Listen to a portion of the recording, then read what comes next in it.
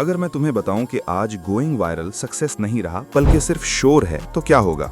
एक ऐसी दुनिया में जहां आज एक पोस्ट मिलियन व्यूज ले सकती है और कल भुला दी जाती है, वहां असल विनर्स ट्रेंड्स के पीछे नहीं भागते बल्कि कुछ ऐसा बिल्ड करते हैं जो उनसे भी ज्यादा अरसा तक जिंदा रहे। सिर्फ कंटेंट नहीं, सिर्फ फॉलोअर्स नहीं, सिर्फ हाइप नहीं, बल्कि ब्रांड्स जो वाकई लास्ट करते हैं। और जो लोग ये कर रहे हैं वो ना ट्रेडिशनल सीईओज हैं, ना कॉर्पोरेट एग्जीक्यूटिव्स और ना ही पुराने मानों में इन्फ्लुएंसर्स, बल्कि वो कुछ नया है। वो क्रिएटर एंटरप्रेन्योर्स हैं, डिजिटल एज की सबसे पावरफुल बिजनेस फोर्स। और ये उनकी कहानी है कि कैसे क्रिएटर्स ने स्पॉन्सरशिप्स मांगना छोड़ दिया और एम्पायर्स बिल्ड करना शुरू कर दिया। 10 साल पहले क्रिएटर होना मतलब ये होता था कि अगर ब्रांड्स फ्री प्रोडक्ट्स भेज दें तो खुद को लकी समझो। तुम वीडियोस बनाते, ब्लॉग्स लिखते, फोटोज पोस्ट करते और लाइक्स, शेयर्स और वैलिडेशन का इंतजार करते। लेकिन फिर कुछ बदला और क्रिएटर्स ने एक डेंजरस और पावरफुल बात समझी कि अगर मैं अटेंशन बिल्ड कर सकता हूँ तो मैं कुछ भी बिल्ड कर सकता हूँ। सिर्फ चैनल नहीं, सिर्फ पेज नहीं, सिर्फ प्लेटफॉर्म नहीं, बल्कि एक बिजनेस। और सबसे स्मार्ट क्रिएटर्स ने ये पूछना छोड़ दिया कि ज्यादा व्यूज कैसे मिले और ये पूछना शुरू कर दिया कि इस अटेंशन को ओनरशिप में कैसे बदला जाए। और यहीं से creator economy, creator entrepreneur era में इवॉल्व हुई। वायरल होना लॉटरी जीतने जैसा लगता है, लेकिन ज्यादा लोग ये नहीं देखते कि उसके बाद क्या होता है। क्रैश। एक वायरल पोस्ट अटेंशन लाता है, लेकिन बिना सिस्टम के फ्यूचर नहीं होता। हजारों क्रिएटर्स रोज वायरल होते हैं, लेकिन मुश्किल से कोई 5 साल बाद तक कुछ जिंदा रखता है, क्योंकि स्ट्रक्चर के बगैर अटेंशन सिर्फ एंटरटेनमेंट होता है और एंटरटेनमेंट बहुत जल्दी फेड हो जाता है।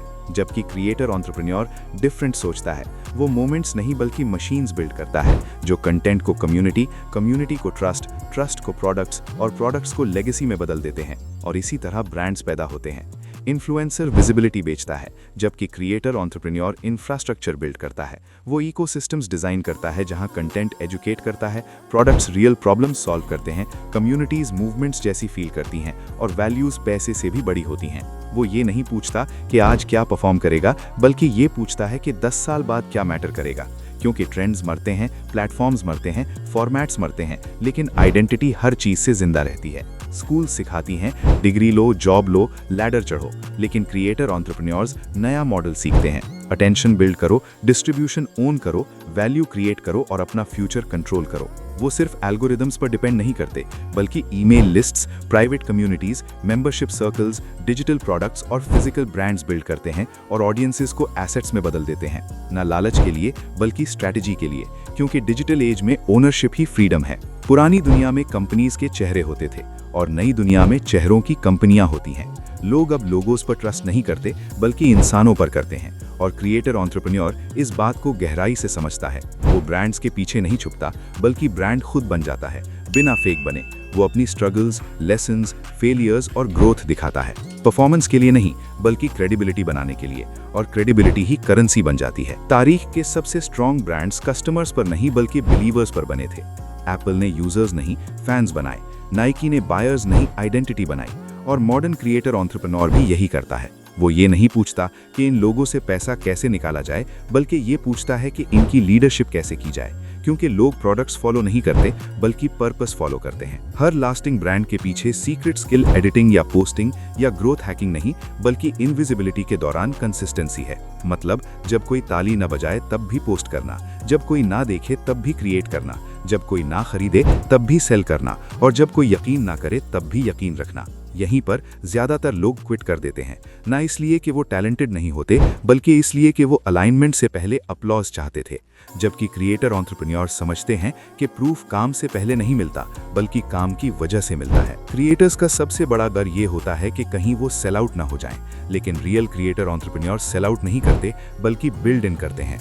वो अपनी स्टोरी के मुताबिक प्रोडक्ट्स बनाते हैं, टीचर्स कोर्सेज बनाते हैं, गेमर्स कम्युनिटीज बिल्ड करते हैं, राइटर्स बुक्स लॉन्च करते हैं, आर्टिस्ट स्टूडियोज और थिंकर्स प्लेटफॉर्म्स लॉन्च करते हैं। और उनका बिजनेस जबरदस्ती ऐड नहीं बल्कि नेचुरल एक्सटेंशन लगता है, जहां मोनेटाइजेशन सर्विस फील होता है, एक्सट्रैक्शन नहीं। हर क्रिएटर उन प्लेटफॉर्म से शुरू करता है जो वो ओन नहीं करता, जैसे यूट्यूब, इंस्टाग्राम, टिकटॉक और एक्स। लेकिन क्रिएटर एंटरप्रेन्योर्स कभी वहीं नहीं रुकते। वो ऑफ प्लेटफॉर्म पावर बिल्ड करते हैं, जैसे वेबसाइट्स, न्यूज़लेटर्स, एप्स, कम्युनिटीज और ब्रांड्स। क्योंकि वो एक ब्रूटल ट्रूथ समझते हैं कि अगर कल प्लेटफॉर्म चेंज हो जाए तो तुम्हारा पूरा करियर उसके साथ हायर नहीं होना चाहिए। ओनरशिप इंश्योरेंस है। नई जनरेशन सिर्फ पैसा नहीं बल्कि मीनिंग चाहती है। इसलिए क्रिएटर एंटरप्रेन्योर्स ऐसे ब्रांड्स बनाते हैं जो mental health, financial freedom, education, creativity, justice और इनोवेशन के लिए स्टैंड करते हैं। उनकी ऑडियंस सिर्फ कंज्यूम नहीं करती बल्कि बिलोंग करती है, और बिलोंगिंग ऐसी लॉयल्टी पैदा करती है जो कोई एड बजट नहीं खरीद सकता। ब्रांड बनाना जो लास्ट करे शुरू में बोरिंग होता है, न ग्लैमरस, न हेडलाइंस, न ओवरनाइट सक्सेस, बल्कि सिर्फ day 1 create, day 100 improve, day 500 refine और डे 1000 स्केल।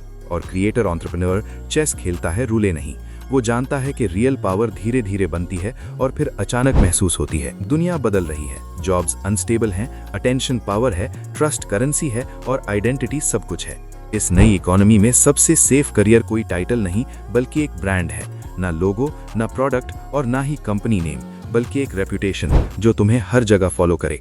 और जो लोग ये रेपुटेशंस अभी बिल्ड कर रहे हैं वो खामोशी से कल के सीईओज बन रहे हैं, न बोर्ड रूम्स में बल्कि बेडरूम्स में, लैपटॉप्स पर, कैमरास के साथ, माइक्रोफोन्स के साथ और आइडियाज के साथ। तो असल सवाल ये है कि तुम वायरल होना चाहते हो या कुछ ऐसा बिल्ड करना चाहते हो जो ट्रेंड खत्म होने के बाद भी जिंदा रहे, क्योंकि व्यूज फेड हो जाते हैं, प्लेटफॉर्म्स चेंज हो जाते हैं और एल्गोरिदम्स तुम्हें भूल जाते हैं। लेकिन पर्पस, ट्रस्ट और ओनरशिप पर बना ब्रांड कभी गायब नहीं होता बल्कि कंपाउंड होता रहता है।